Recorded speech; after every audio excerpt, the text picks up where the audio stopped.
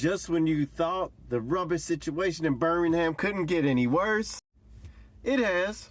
There is some cleanup going on, but the problem is there hasn't been an agreement with the unions and the council.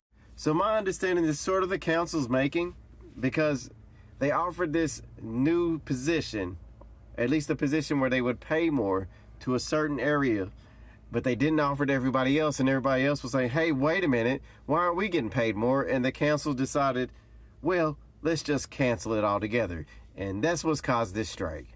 Now, I may be completely wrong, but you know what? I'm not a professional. I'm just a truck driver. If you're going to tell somebody now they're going to be 8,000 to 10,000 pounds worse off every year who's working class or middle class, that's a lot of money to be taken from somebody. So what they maybe should have done was thought about it twice before they offered that. The weird part is that when I watch the news reporter is almost trying to blame the union with the way he's framing the questions. Do you think they're leveraging it because they know it would become toxic? And do you think they're being unreasonable? I'm like, wait a minute, who's running things? The council.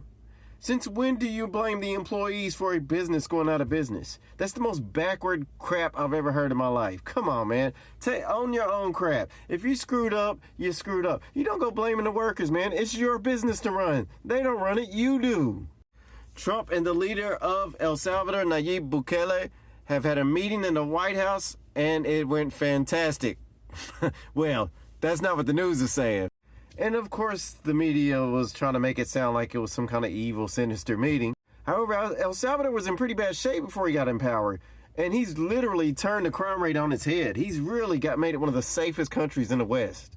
And so when I was watching this is just a really strange point of view on it. How Trump is deporting illegal migrants that I think are from El Salvador, might be from other places, but he's sending them to El Salvador that have committed crimes in the U.S.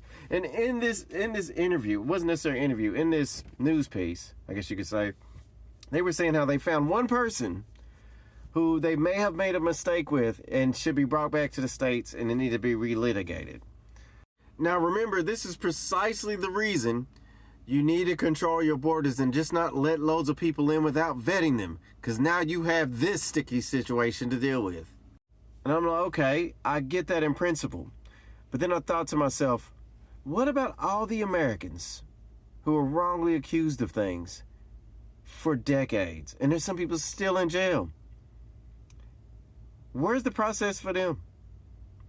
You know what I mean? They're actually American citizens. You don't care about them, though, do you? There was a show that used to be out, Vindicated. It's happened so much. When I was in my 20s or something, there was a show that came out in the States called Vindicated, where it was literally a show about people who are wrongfully accused who have been in prison for decades. I'm talking 20 years, 30 years. I'm not exaggerating. And they're picking one person that actually is an illegal citizen in the U.S. to say, Trump, your whole policy's bad.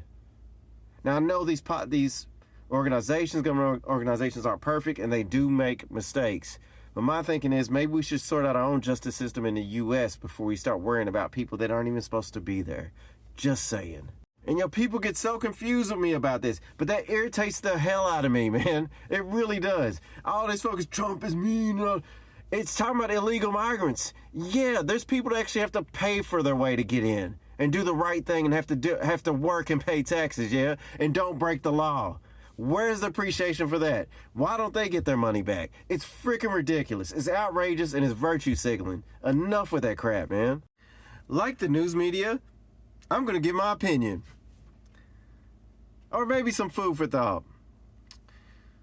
If you want your country to be prosperous and successful and grow, then your immigration policy needs to reflect that as well.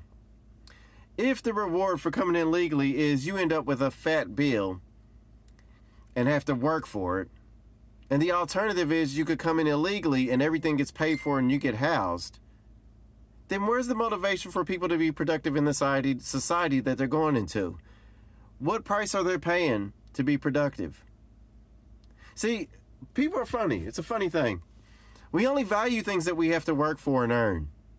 If something's given to us, 90+% of us don't appreciate it. And guess what? Immigrants are freaking people too. So if you treat them a certain type of way, they're going to behave a certain type of way, like most people. So if you can get a freebie instead of working hard for it, a lot of people are going to take that deal.